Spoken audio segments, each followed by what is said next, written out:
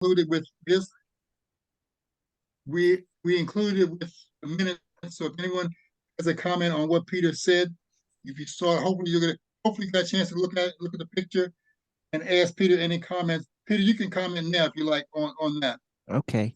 The main one had to do with the Museum Association, as I recall. Ah, yes. So what I had started was a report here. Now, I haven't really had a chance to edit. Hold on one second. Just to give you some familiarity with it. I think. Hold on. I don't know if it's 10 or 11. Give me a second. It's 10. All right. Okay. So can you see that okay? Yes, small, but we can see it. All right. So the American Alliance of Museums Board report. This is the start of the report. And then you can tell me if, if it's not what you want or something. But the AAM exists to nurture museum excellence by connecting people and fostering learning and community. They seek to champion equitable and impactful museums. The Museum Assessment Program, or MAP, which I want to participate in, will strengthen our operations, help make plans for the future, and realize museum standards. The organization was founded in 1906. It's the only organization representing the entire museum field, from art and history to science centers and zoos. They provide museum professionals with the resources, knowledge, inspiration, and connections to move forward in the field and move the field forward. So there are 5 different areas of assessment that they do, and the chart just helps the Alliance choose which assessment is best for our museum.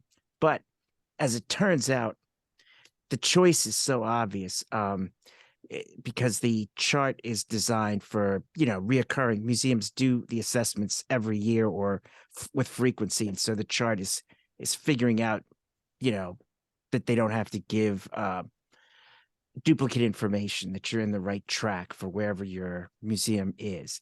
So ours is just the I don't have it in front of me, but it's the operational. Yes, I mean you can send out to the total board, Yeah. Peter. Yeah. Why don't you do that, and everyone will have a chance to look at it then. Yep. So are you suggesting that we belong to this, or that because there was the assessment sheet, right, was also a part of that, or as a museum or as a board, that we should individually fill this out according to how we feel, yeah, and then it goes. Does it then go back to this map or the AAM? mm-hmm. Go back to them, and then they send us some kind of report or something? Well, we apply to be evaluated, and they assign a mentor to us, and then at the end of a year, they ask us a bunch of questions, and I think I would attend some of their symposiums and stuff that they have, and then we get a report at the end. Now let's see if I can find this. Is there a cost for this, Peter? As far as I know, there isn't for the map. But people join it because it's also a advocacy group for museums, like AARP is for seniors. Yeah, exactly. Let's see. So it would be map. Let's see. So this is something that you want us to do? Yeah, we can apply for it and then see where we are. I don't know if this is.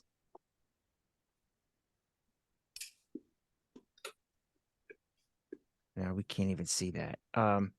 Yeah, it's no obligation. Here's map assessment types. I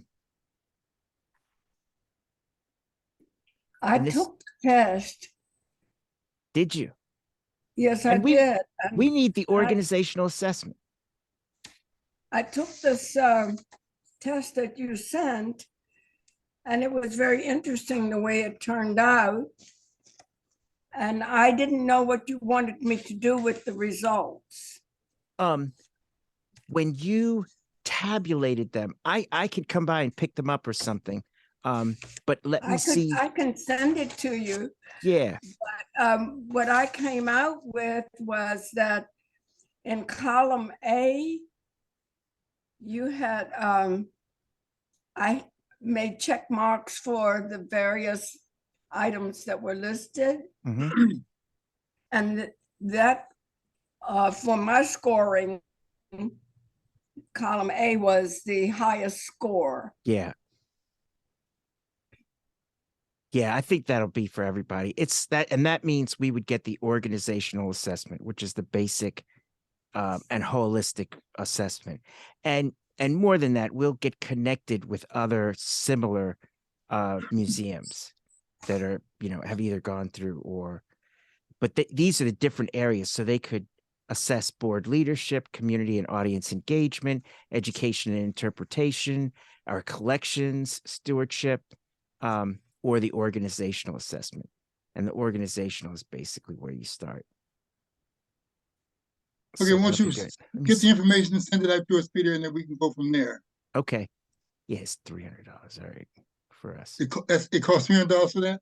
For the yes. But first we have to get accepted. Okay. And we can deal with that once we get accepted. Yeah, exactly. Okay. We've got time. So we're not committed to anything, but we're just sort of at the early stages of exploring this. Let's bring that up, Peter, in the meeting at the end of this month. Yeah. Yes. I'm not going to have any report at this time. The finance report, I want to spend some time on that. Yeah. Audrey has sent it out. Everyone hopefully had a chance to look at it twice, a couple times. And Audrey, you want to talk about it? Or is it self-explanatory for you or board members? Well, I would suggest that if any of the board members have a question, please feel free to bring it up. I know at the last meeting, before we adjourned, somewhere along there, Janet had some concerns about the form that I submitted relative to the budget. And I saw from an email that was received from Howard Cohn earlier today that he had some questions about that submission as well. So at some point in time, I could provide some clarification. I don't know if you want to get into that right now. Yes, why don't we do that? Janet, you have some questions or something that you want to ask? Yeah, on this sheet that says, expenses Okay. report. Wait a minute, I think I've got the wrong one. 2022. Well, it does, it does, expenses report, all right. Under description is listed various things.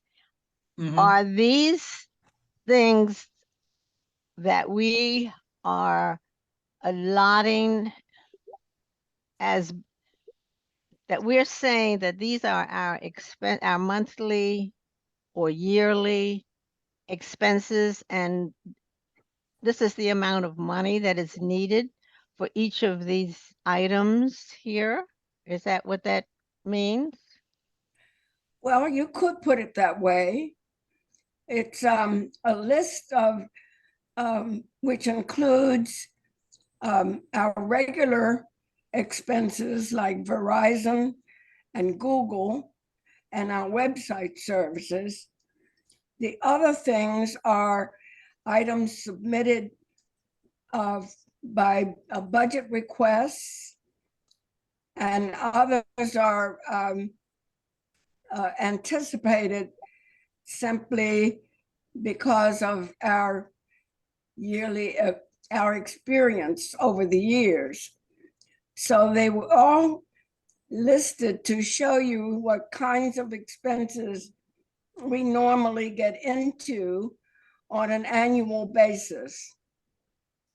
The next column shows the amount that was either paid or approved.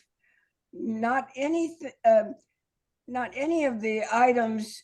Some of the items didn't need to be approved because they were ongoing expenses. But there were others that would not necessarily reoccur. So this was just to give you an idea of where we are at the present time in terms of what we wished we had money for, what we had approval for and paid, and things that we had paid for. It was just to give you a bird's eye view of our financial circumstances at the present time.